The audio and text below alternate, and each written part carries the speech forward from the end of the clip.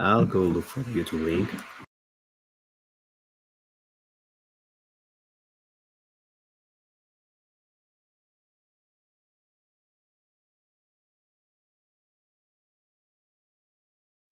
I think that for tomorrow I'll try the other technique, the one for, making sure that we have the link in advance.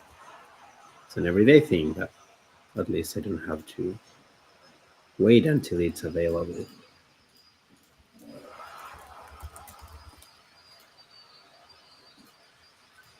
All right, I got it.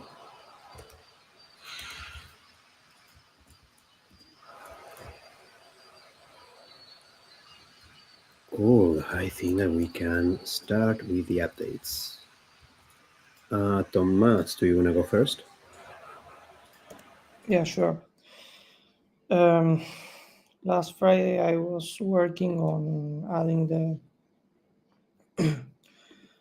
on finishing the part about adding the Eth1 data on produced blocks.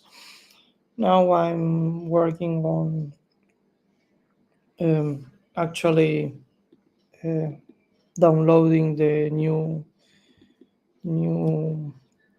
um, the new deposits from the execution client. And yeah, today I'm a bit ill, so I might not finish it for today, but I think tomorrow it will be done.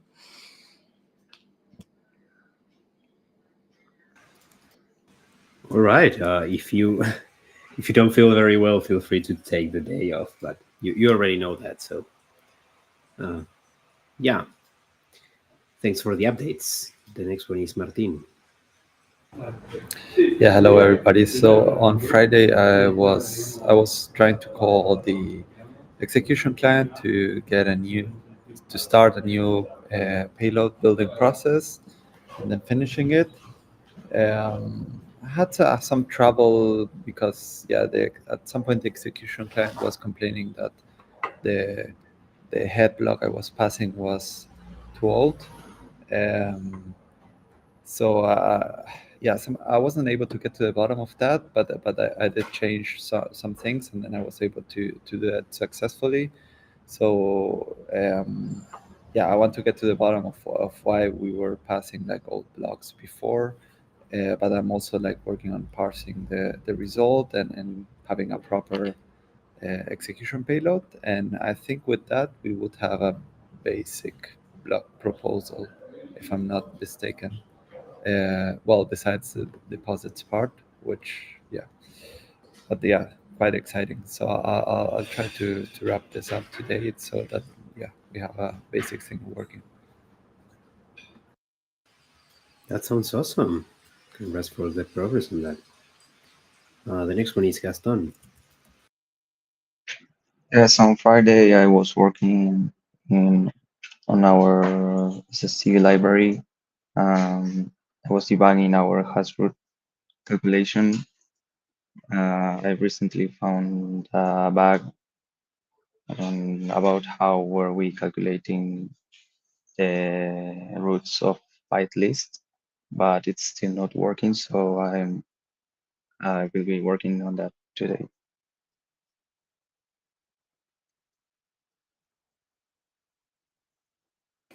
That's great. Let us know if you have any SSL related questions. But good progress. Finding a bug is the first step already. As for my updates, I spent some part of Friday writing down a detailed diff between what we expected and what we got from the Lighthouse config. This is related to local testnets, right? And I found out that we were missing like basically all of the config file. So after fixing an Elixir related issue, it got down to a couple of fields, which are attestation subnet count and maximum gossip block disparity. The second one can be converted from one that Lighthouse provides custom because they provide 1 in milliseconds. But the attestation subnet count, that's the one I'm currently working on. It's not trivial. I'm trying to see what they do with it, and I am also trying to see what others do with it. I got back to some discussion for 2020, but it's pretty old. That's pre-merged, so I will go to newer documents. But yeah, it seems like it's a constant. So I'm not yet figuring out where that is getting like being get from if it's not from the config. It can be kind of deduced from the validator count, but that I don't think that's what usually everyone does. So I'm trying to make sure that we're getting that from the correct place. And if not, I'll just hard code it. The only downside of hard coding it is actually making sure that we're hard coding it correctly. So for that, I'm going to first get the current value, even if we don't figure out how it's being set. And after that, I'll just hard code to it.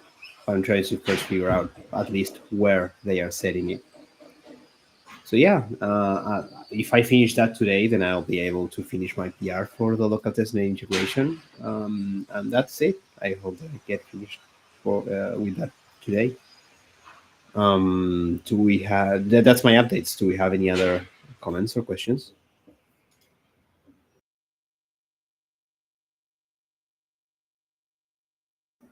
All right, it seems like we doesn't, we don't, so we can finish the daily for today. Thank you all for joining. See you all tomorrow.